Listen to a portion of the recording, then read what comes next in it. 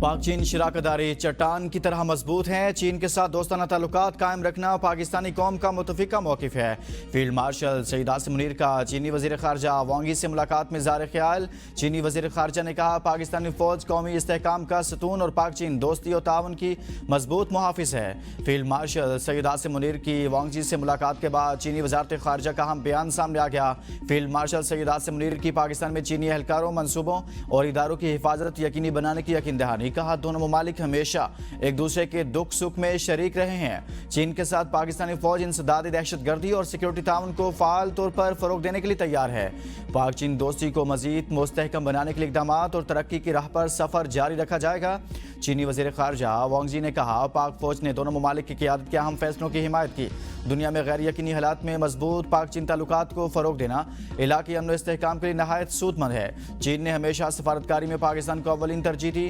وقت کے کڑے امتحانات کے باوجود پاک چین تعلقات مزید مضبوط ہوئے۔ دونوں ممالک ایک مضبوط روایتی دوستی قائم کر چکے ہیں۔ چین عالمی امور میں پاکستان کے بڑے کردار کا خیر مقدم کرتا ہے۔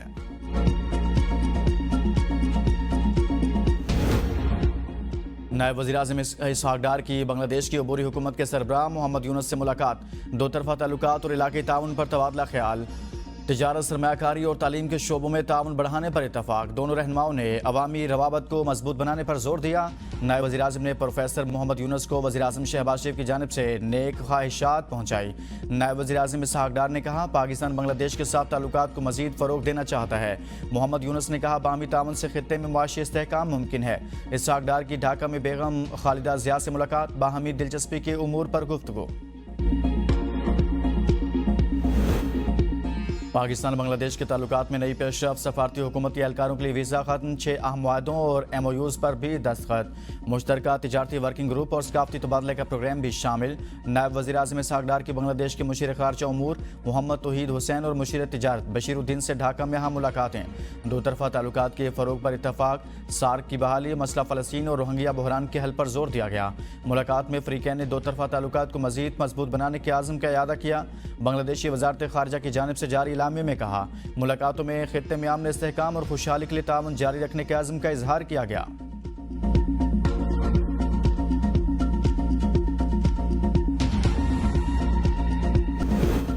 وفاق اور صوبوں میں وسائل کی منصفانہ تقسیم کے لیے 11ویں قومی مالیاتی کمیشن کا اجلاس 29 اگست کو طلب۔ ذرائع وزارت خزانہ کے مطابق NFC اجلاس میں مرکزی حکومت مالیاتی اعداد و شمار صوبوں کے سامنے رکھے گی۔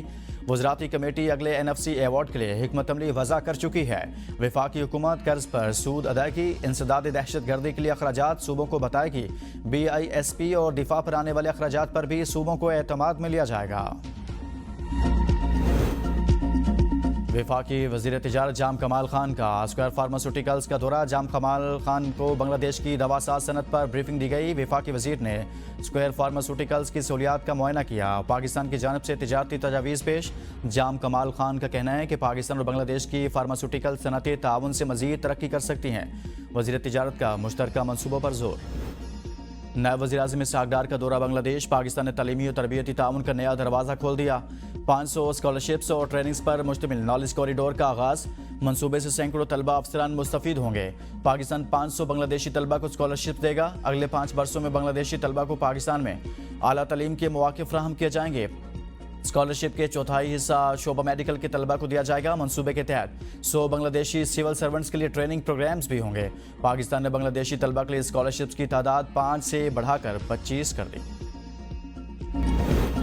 وزیر اعلیٰ پنجاب مریم نواز کی اوساکا میں ایکسپو ایسوسی ایشن کے منتظمین اعلیٰ سے ملاقات۔ ایکسپو ایسوسی ایشن حکام نے مریم نواز کی دلچسپی کو خوشائند قرار دیا۔ وزیر اعلیٰ مریم نواز نے کہا پنجاب کی سرزمین بیش بہا قدرتی خزانوں سے مالا مال ہے۔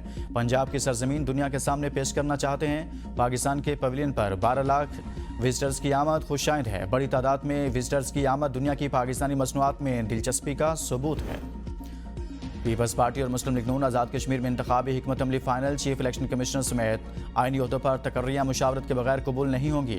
شاہ غلام قادر اور چوہدری محمد ریاض کی اہم ملاقات۔ آزاد کشمیر کی مجموعی سیاسی صورتحال پر تفصیلی غور۔ پیپلز پارٹی اور مسلم لیگ نون کا مشترکہ لاہ عمل بنانے پر اتفاق۔ آزاد کشمیر کے عام انتخابات میں دونوں جماعتیں الگ الگ امیدوار لائیں گی۔ کسی بھی حلقے میں پیپلز پارٹی اور مسلم لیگ نون کا مشترکہ امیدوار کھڑا نہیں کیا جائے گا۔ بٹگرام میں غیر ملکی خاتون بائیکر سے نامناسب سوالات پر پولیس اہلکار معطل، 3 کے خلاف انکوائری شروع۔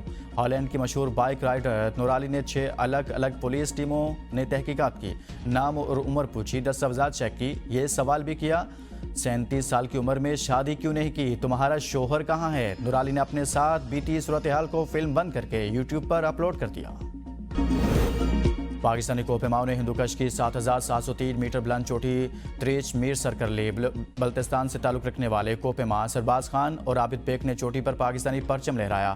وزیر اعلیٰ خیبر پختونخوا یمین گنڈاپور کی کوپیماؤں کو مبارکباد، 2 سال کی رائلٹی فیس معاف کر دی۔ ٹیم میں شامل دیگر 5 کوپیما سخت موسمی صورتحال کے باعث 7300 میٹر تک پہنچ چکے۔ امریکہ میں انٹرنیشنل کامبیٹ جوجٹسو چیمپئن شپ میں پاکستان کی شاندار کامیابی۔ عبدالحنان بٹ نے 93 کلو گرام کیٹیگری اور حسیب مصطفیٰ نے 85 کلو گرام کیٹیگری میں گولڈ میڈل جیتا۔ دونوں نے فائنل میں امریکی کھلاڑیوں کو ہرا کر پاکستان کا اور سالگرہ مبارک۔ گلوکار سجاد علی، ان کے سپر ہٹ گانے آج بھی سماعتوں میں رس گھولتے ہیں۔